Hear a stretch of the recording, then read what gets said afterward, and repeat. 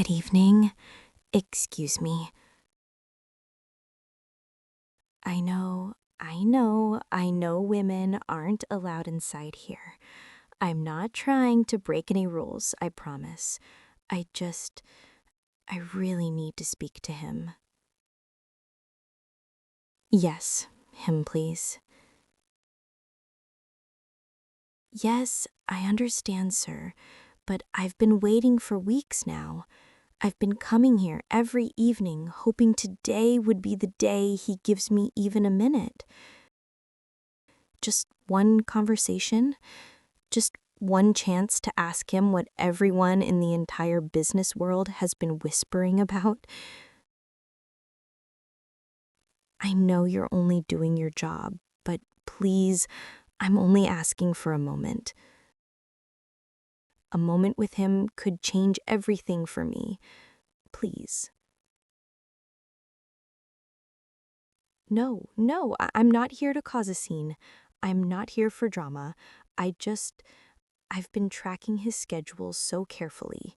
This is the one place he comes to actually breathe. The one place where he's not surrounded by CEOs and private security and entire teams shielding him from cameras. And I thought maybe, if I caught him here, I could finally speak to him without 100 eyes watching. Please, just tell him I'm here. That's all. Just tell him it's me. Yes, journalist Keisha. Yes, he'll know the name. Please, just... Oh. Oh, wait. He's looking. He's actually looking back at me. Oh, I didn't think he'd...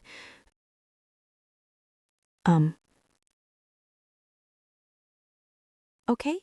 Okay, yes, sir, of course. If he said it's fine, then I'll wait. Outside? Yes, that's completely fine. I don't mind at all. Thank you. Thank you so much. I didn't think he'd actually let me talk to him. Hi, sorry. I didn't expect you to walk out so quickly. Yes, I'm fine. It's just I've been trying to meet you for a while, so I guess this feels surreal. Anyway, I appreciate you giving me even a moment. Thank you, really. So, where do I even start? There's honestly so much I want to ask you, and I'm sure you already know why I'm here. I mean, everyone knows your name. Everybody. CEOs, politicians, founders, entire corporations. Your name is in every major file, every negotiation draft, every confidential meeting log. You're everywhere in the business world, everywhere and nowhere at the same time. And I think that's what makes people so obsessed with you.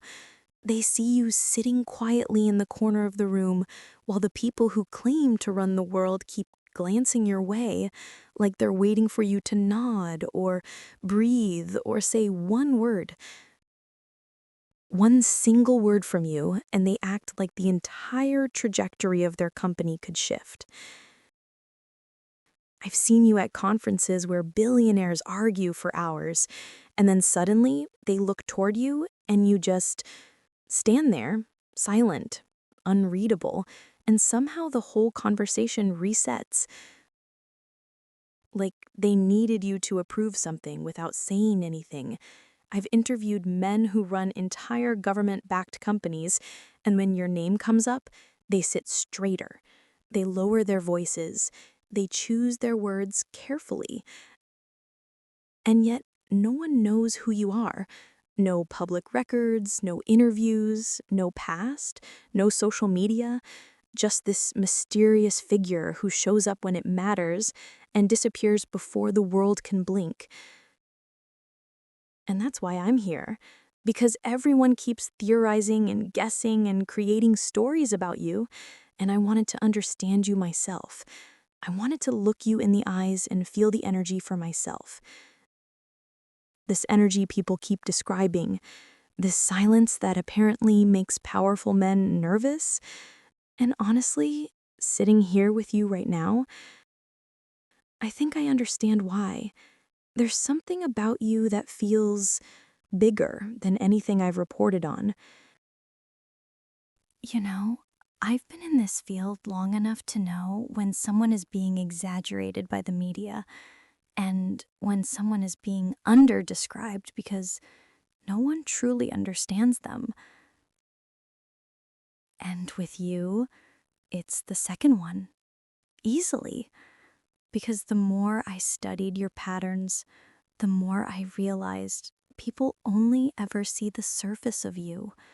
They see the expensive suits you never comment on, the tattoos that don't match your corporate meetings, the quiet posture at tables where everyone else argues, the way you speak so little that each word feels intentional, almost surgical.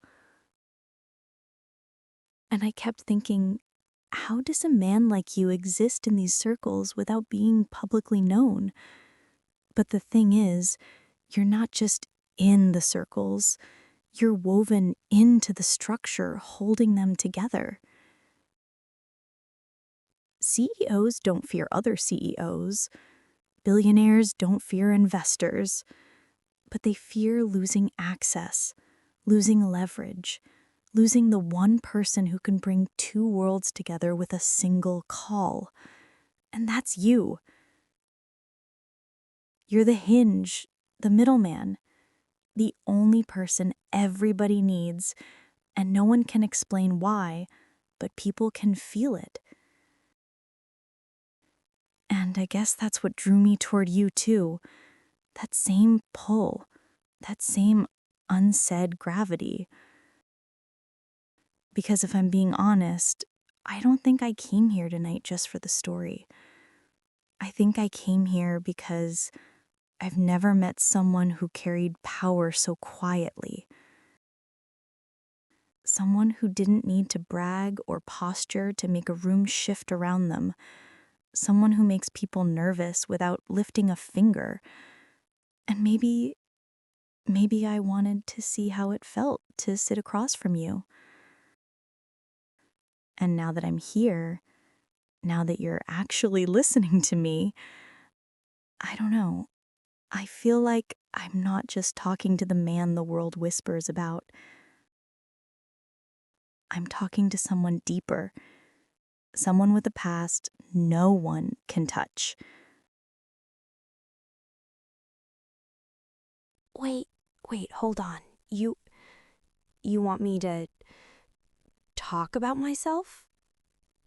Are you being serious right now? Because I'm not trying to sound rude or anything, but you're you and I'm just me. And it feels so strange hearing you say that you don't want to talk about yourself and that you'd rather listen to me. Like, I'm supposed to believe that someone like you is actually interested in what I have to say? Are you sure you're not just teasing me? No? You're serious. Uh, okay. Okay, fine. Wow. I wasn't prepared for this. I didn't think you'd turn the whole thing back on me like that. But I guess if you want to know, then I'll tell you. So, when I was a child, I was always that girl who wanted to know what was happening behind the curtain. Not the show, not the stage, not the spotlight. I wanted to know who was pulling the ropes, who was making decisions, who was hiding the truth. I remember being like 7 years old and watching adults whispering corners, and instead of playing with other kids, I would just sit there trying to figure out what secret everyone was keeping. I don't know why I was like that. I guess I've always been curious in a way that annoyed people. And journalism felt like the only career where asking too many questions was actually a good thing.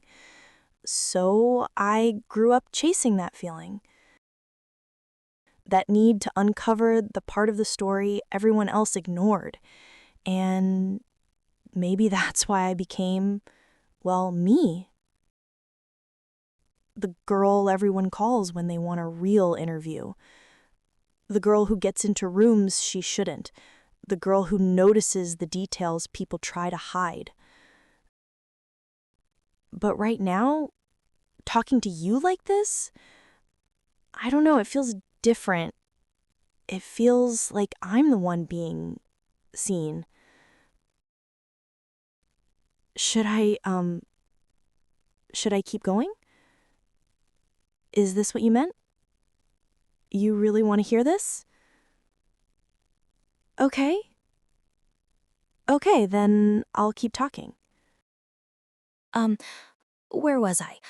Right. So, as I got older, that curiosity didn't go away. It just got louder. And journalism became less of a dream and more of a calling, I guess. I liked the thrill of uncovering something real, something hidden, something no one else had the courage or patience to look for. And I worked so hard for it, harder than anyone ever expected me to. Late nights, early mornings, assignments no one else wanted, walking into buildings where people twice my age tried to intimidate me into staying quiet. But I didn't. I kept pushing, and eventually I became, well, her, the girl people recognize, the one who gets the first scoop, the first interview, the first leaked file, the one CEOs glare at and PR teams avoid. And I know that sounds dramatic, but it's true. And even with all of that, even with everything I've done, there's still this little voice inside me that wonders if I'm doing enough, if I'm actually uncovering the things that matter, or if I'm just chasing shadows, chasing people like you, people the world can't figure out. And maybe that's why I wanted this interview so badly. Maybe I wanted to prove something to myself. Or maybe I wanted to see what kind of man makes the entire business world go silent. And now that I'm sitting across from you, now that you're actually listening, I feel like I'm rambling. I'm sorry. I don't usually talk this much about myself. And definitely not to people like you. So, wait, hold on. You were testing me? Testing me as in that whole thing about wanting to hear me talk about myself wasn't just a conversation starter, it was some kind of filter you use on journalists? Oh my god, I didn't even realize. I just answered honestly. I didn't think there was some secret trick behind it. So you're telling me you ask them that question and they just fail? They just give you shallow answers or whatever sounds good enough for a headline? And that's how you decide whether to even give someone 5 minutes of your time? Wow. Okay. So, wait, does that mean you actually liked my answer? Is that why you're still sitting here with me? I I don't even know what to say right now.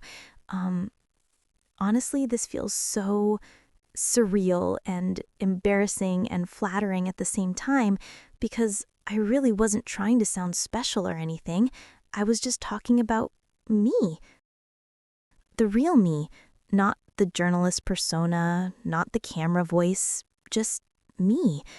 So the fact that you think it was different, the fact that you think I had a real purpose in being here, that means more than you realize. I've always hated journalists who chase stories just for a quick buck or a trending clip. That's not why I'm in this industry. I'm here because I genuinely care about what hides behind the big stories. And if you could tell that from just a few words, then I don't even know how to react. I'm honestly, wow, I'm actually blushing right now. Yes, I know you can probably see it, and yes, it's embarrassing, but I can't help it. I mean, having you say that you liked my response, that's not something I ever thought I'd hear from someone like you. And now I'm just sitting here like, what do I even do with that? So, you think there's a deeper reason I'm talking to you? I mean, that's a pretty heavy thing to imply. But I guess you're not wrong.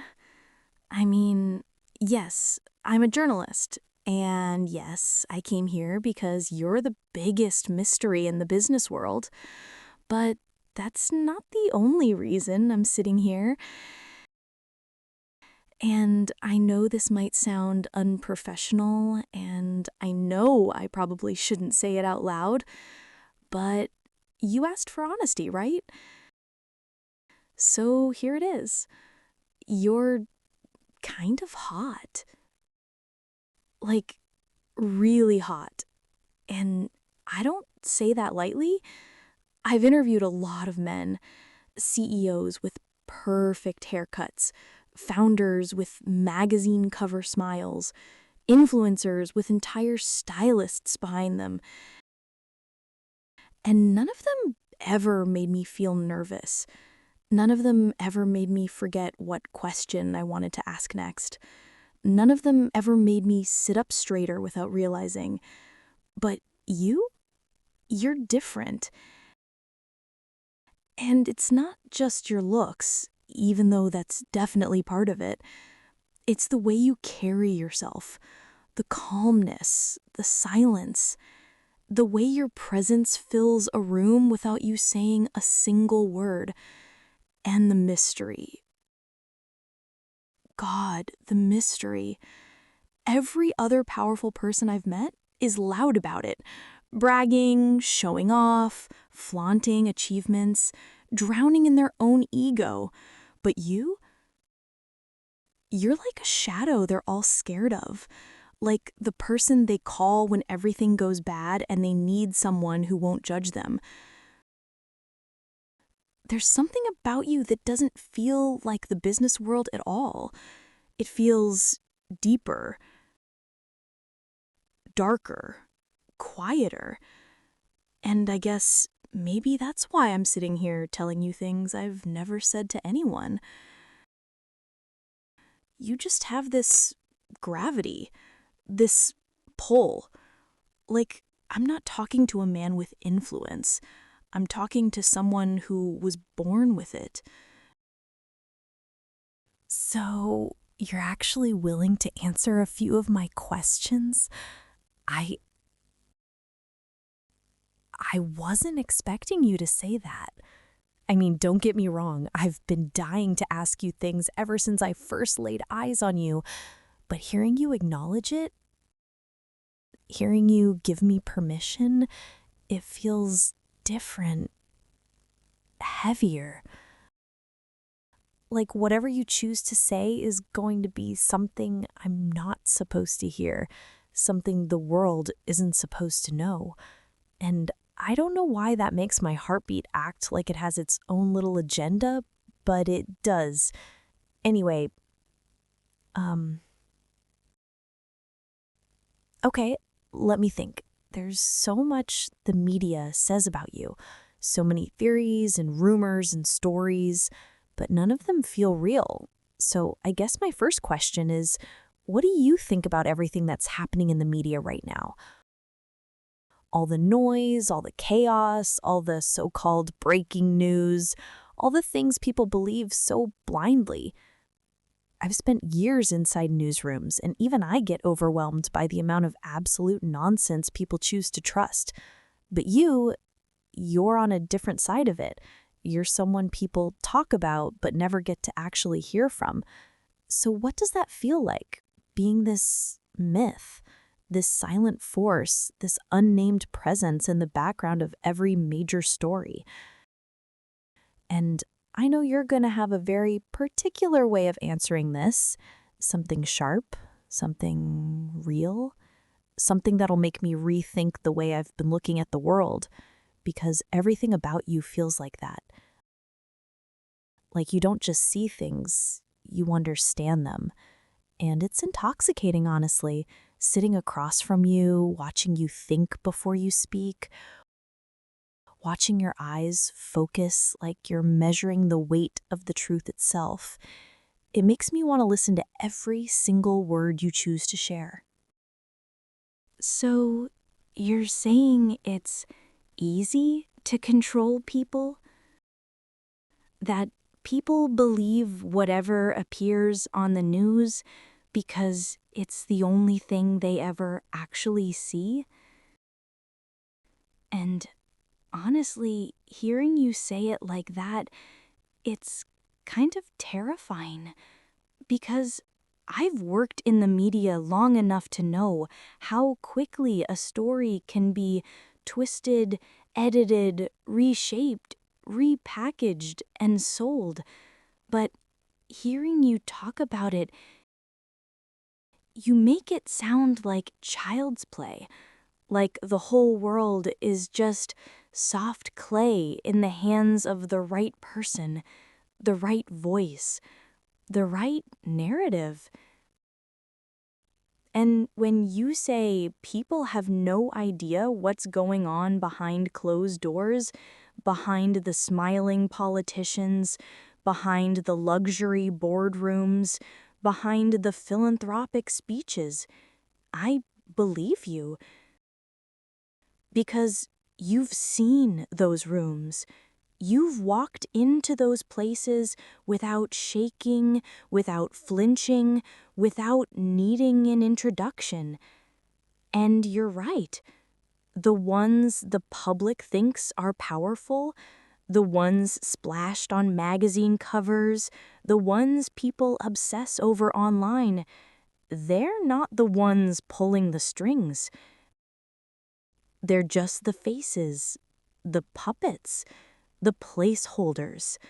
And the real power sits in the shadows, unbothered, unseen, unnamed.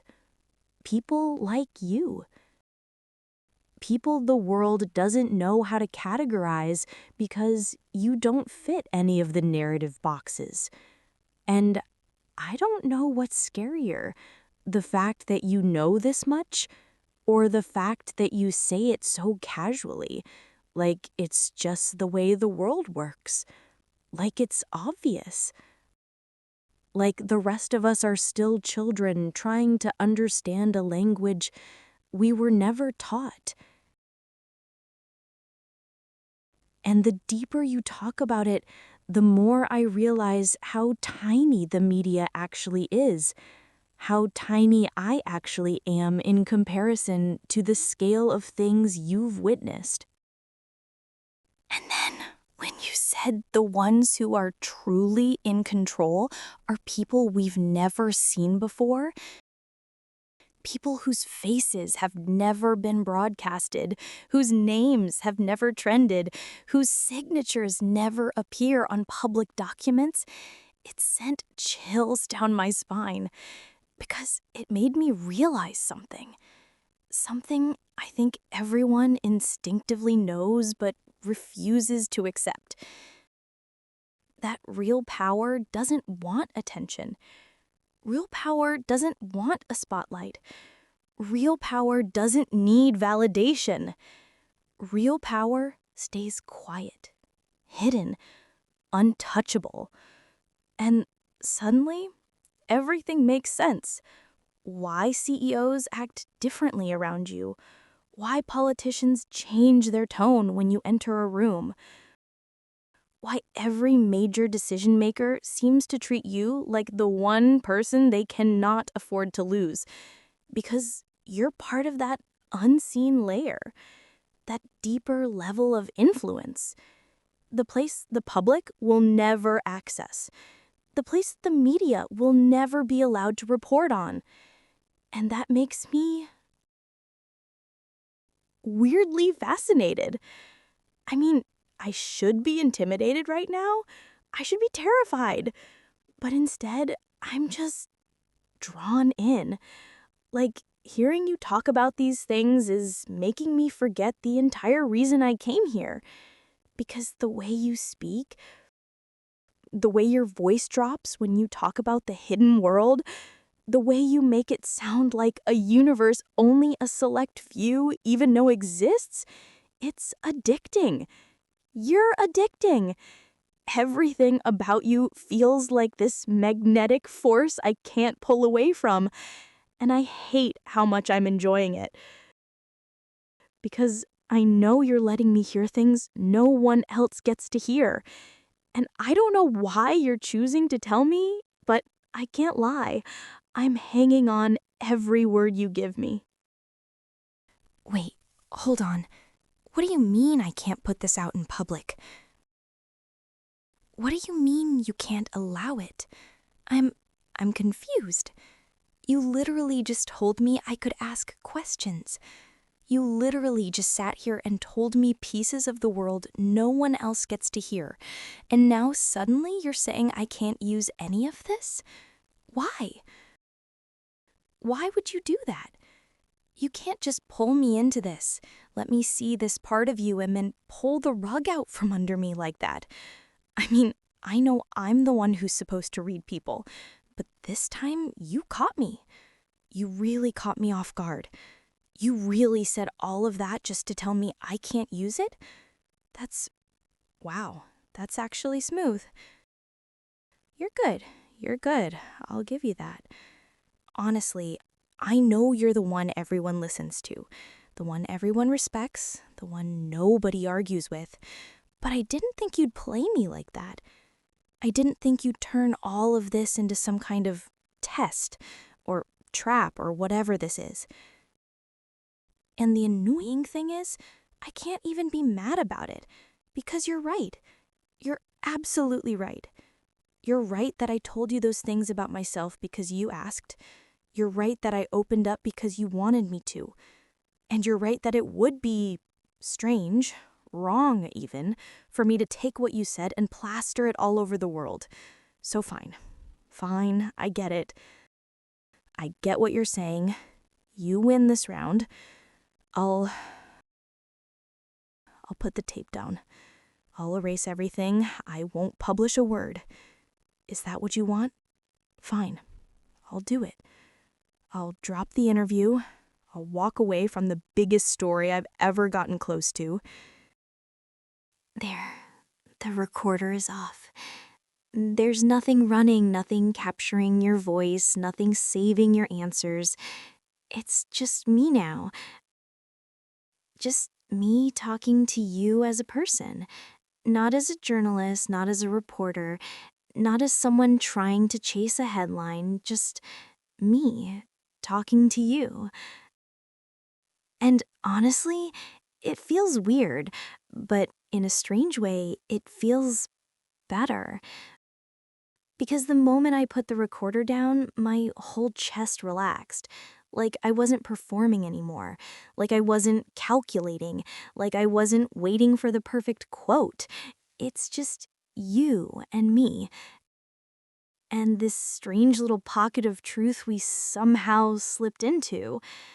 And I hate how natural it feels, how easy it suddenly is to talk to you without the pressure of capturing the moment or getting the story.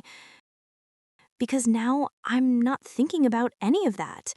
Now I'm thinking about you, your presence, your silence, your mind, your mystery, everything that makes you feel impossible to understand and yet impossible to walk away from. And I shouldn't be saying this. I know I shouldn't. I know this is the worst kind of unprofessional, but I can't stop thinking about how your mystery is the exact thing that's pulling me in. Like, the more you hide, the more I want to know. The more you say nothing, the more I want to hear everything. And I don't know what that means. I don't know what it says about me, or you, or this situation. But all I know is the moment you told me I couldn't use this publicly, something inside me shifted. Like, suddenly I wasn't protecting the story, I was protecting you. And I don't even know when it happened.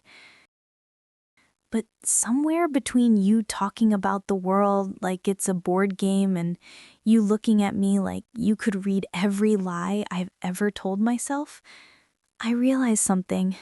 I'm not talking to you like a journalist anymore.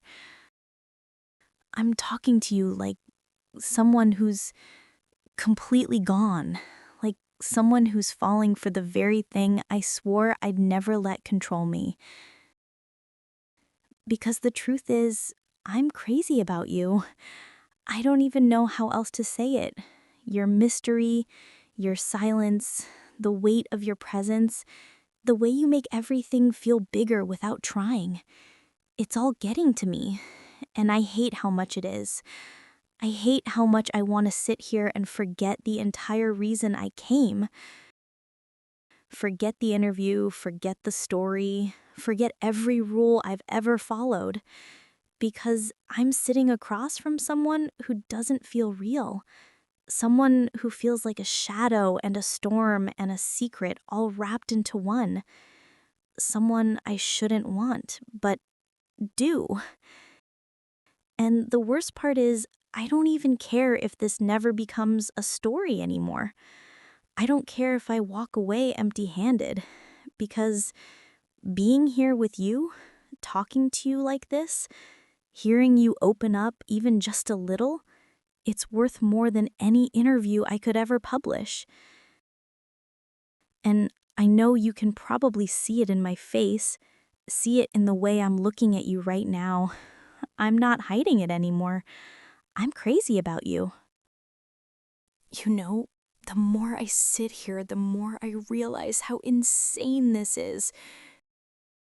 Because if my boss ever found out I was sitting in a cigar lounge, alone, off record, talking to the most mysterious man in the entire corporate world, she would fire me on the spot. I mean, I can already picture the headline she'd imagine in her head. Journalist goes off script and loses her mind over a man. And honestly, maybe she wouldn't be wrong, because technically, this is the biggest mistake a reporter could make. Going off track, forgetting the assignment, abandoning the story, letting emotions get in the way, all those things we're told never to do. And yet here I am, doing every single one of them without hesitation. And it scares me, because journalism is such a dangerous maze. You step the wrong way, and suddenly you're in a room full of people who don't want you to walk back out. I've seen reporters get threatened, blacklisted, cornered, manipulated, pushed around. And I've always told myself I wouldn't be one of them. But talking to you, sitting here with you, I don't feel any of that fear. I don't feel like I'm in danger. I don't feel like I'm about to get pulled into something bigger than me. I feel safe, which is insane because you're the last person I should feel safe around. The man everyone whispers about, the man no one fully understands, the man people claim to fear without knowing why. And yet here I am, leaning closer, talking softer, trusting you in ways I never thought I would trust anyone. And I don't know if that's because of your silence, your presence, your mind, or just the way you're looking at me right now. But whatever it is, it feels like you could tell me anything and I would believe it. And the worst part is, I know I'm going to get in trouble for this. I know exactly how this will look if anyone ever finds out.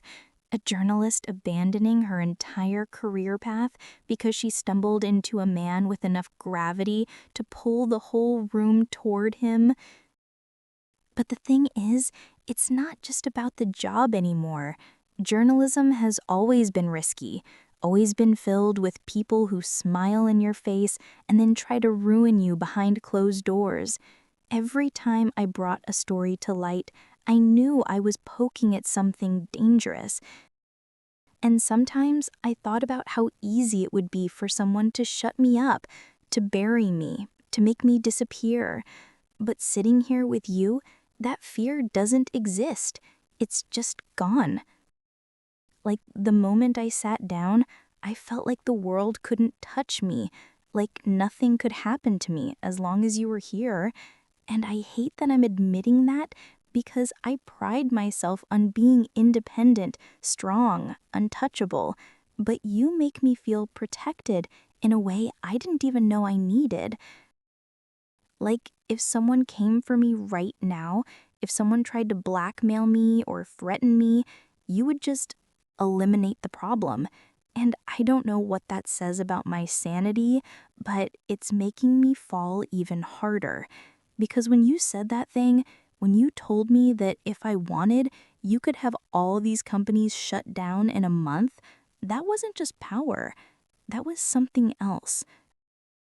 Something darker, something real. And instead of scaring me, it just made me want you more. Because you're the only person I've met who doesn't pretend, who doesn't need to act big or loud to prove anything. You just exist, and the whole world bends. And I don't even know how to say this without sounding completely unhinged, but I think I would give up journalism for you. I know that sounds dramatic, reckless, irresponsible, whatever, but I'm sitting here realizing that everything I've been doing, everything I've been chasing, every story I thought mattered, none of it compares to this conversation, to this moment, to you. And I think that's because somewhere deep down, I've been lying to myself, telling myself I wanted the story, telling myself I wanted to expose the truth, telling myself I wanted to uncover your past. But the more I talk, the more I realize that was just the excuse I used, the lie I hid behind. Because the truth is, I've been obsessed with you. I've been watching you from afar long before I ever admitted it to myself. I've been showing up in places I knew you'd appear, pretending it was for work, when really, it was for you. I've been curious about you in ways I never let myself be curious about anyone. And tonight just confirmed it. I don't want the interview. I don't want the recording. I don't want the headline. I want you, your mystery, your silence, your presence. The way you look at me like you see straight through every lie I've ever told. I'm crazy about you, and I'm done hiding it. Done pretending this is about journalism. Done pretending I'm not falling apart over someone who doesn't even have to try. I want you, and I don't care how reckless that sounds anymore. Wait, hold on. You're saying you can't be involved with anyone outside your circle? What does that even mean? What does your circle mean? I mean, you can't just say something like that and then expect me to sit here quietly like it didn't feel like being stabbed in the chest. Because I'm sitting here pouring my heart out, telling you things I've never admitted to anyone, telling you how crazy I am about you. And then you just drop this cold line like it's nothing, like it's some standard rule you throw at people to keep them away. And the worst part is, I can tell you're serious. I can tell this isn't some dramatic line or some ego trip. it feels like something real, something heavy, something you've lived with for years. And hearing you say I cannot be involved with anybody outside my circle under any circumstances, it just, it hurts. It actually hurts because it makes me wonder what your circle even is. Who's in it? What kind of world you're living in where connections like this, feelings like this aren't even allowed. And I know I should stay quiet. I know I shouldn't push, but you can't expect me not to react, not to feel something when you say something like that, especially after everything we talked about, everything you let me hear. And now you're telling me I'm on the outside, that I can never be part of whatever life you have behind those closed doors. And it makes me feel small, stupid, naive. But at the same time, I can't pretend it doesn't make me even more drawn to you. And then when you said, if you impose anything, I'll have you thrown out, but I don't want to throw you out. God, those words felt like a warning wrapped inside something almost protective, like you were trying to keep me at arm's length, but not push me off the cliff completely. Like you were saying, stay away from me and don't go at the same time. And I hate how much that messed with my head, because the moment you said you'd throw me out if I kept pushing, I felt my throat tighten, my heart drop, my whole body go stiff. But then hearing you follow it with, I don't want to throw you out, something in me softened. Like you weren't rejecting me because you didn't want me, you were rejecting me because something bigger than me, bigger than you, bigger than this whole situation is blocking the path. Something I'm not allowed to see, something you refuse to explain. And that makes it worse because I want to understand you. I want to know what your circle is, what your world looks like, who you trust, why you're so alone despite being surrounded by men who worship your silence. And every part of me wants to ask again, wants to push, wants to challenge you, but I'm scared. Not scared of you, but scared of crossing a line I didn't even know existed until now. And I don't want to lose this moment. I don't want to get thrown out. I don't want you to shut down and walk away. So I'll respect it. I'll step back, even if every cell in my body is begging me not to. But just because you told me to back off doesn't mean these feelings disappear. It doesn't mean I suddenly stop wanting you, stop thinking about you, stop feeling this insane pull every time you look at me. Because the truth is, I know I shouldn't hope for anything. I know I shouldn't try to reach into a world I'll probably never be allowed to touch. But wanting you isn't something I can just switch off. And I think you know that. I think you knew exactly what would happen when you let me sit here and talk. When you let me open up. When you let me feel things I never thought I'd feel for someone I barely know. You knew this would happen, and you still let me go on. And that tells me something. Maybe you don't want me in your circle. Maybe you can't let me in. But that doesn't mean you don't feel something. And I'll take that, even if it's small. Even if it's nothing compared to what I feel, I'll still take it. I'll still hold on to this moment. Because sitting across from you, even with all these boundaries, even with you rejecting me, even with you telling me I can't be part of your world, I still feel closer to you than I've ever felt to anyone. And I know it's stupid. I know it's hopeless, but I can't help it. I'm still going to try. I'm still going to hope, even if that hope is just me falling for someone I know I'll never fully have.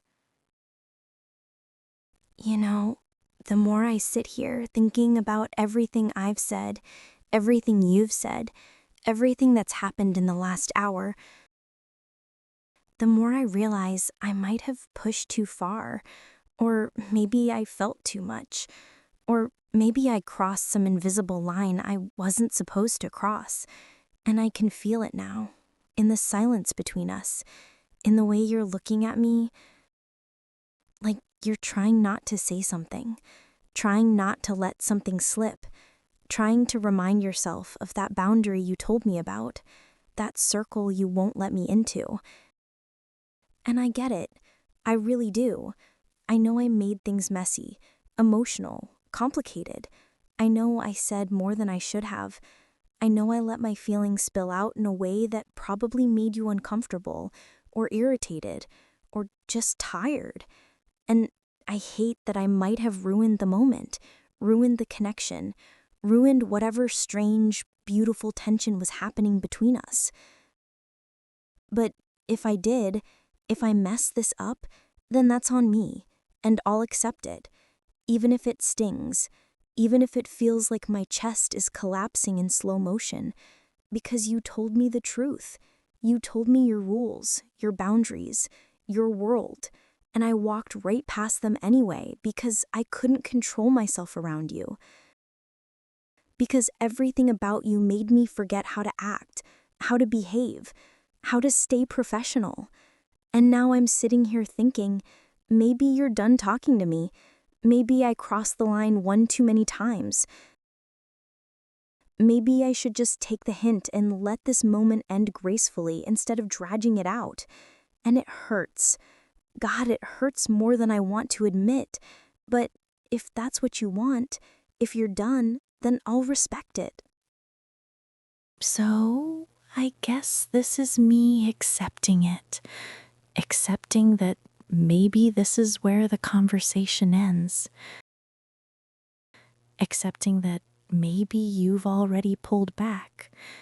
Accepting that I shouldn't expect anything else, anything more, anything deeper. Because you told me from the start that you couldn't be involved with anyone outside your circle. And I still let myself dream about something impossible. I still let myself fall for someone I was never supposed to reach, someone who was never going to meet me halfway. And that's on me, not you. You were honest. You were clear. You gave me more time than you give most people. And I'm grateful for that. Genuinely, because this talk, this moment, this strange little bubble we created between us, it meant something to me, even if it meant nothing to you. And I'll hold on to that, the way you listened, the way you let me ramble, the way your presence made me feel safe and stupid and brave all at once. I'll remember it for a long time, longer than I probably should. And I don't want you to feel bad or guilty or responsible for the way I feel. This is just me, being me, feeling things too deeply, wanting things too intensely, hoping for things I knew I wouldn't get. And if you're done talking to me, if you're ready to walk away, I won't stop you. I won't chase you. I won't make this harder for either of us. I'll just accept it, quietly, painfully, but gracefully. Because even if this ends here, even if I never get another moment with you, I'm still glad I came. I'm still glad I sat down. I'm still glad I let myself fall a little. Even if I'm walking away empty-handed, at least I'll walk away knowing I got to speak to you, even once. And somehow, that's enough.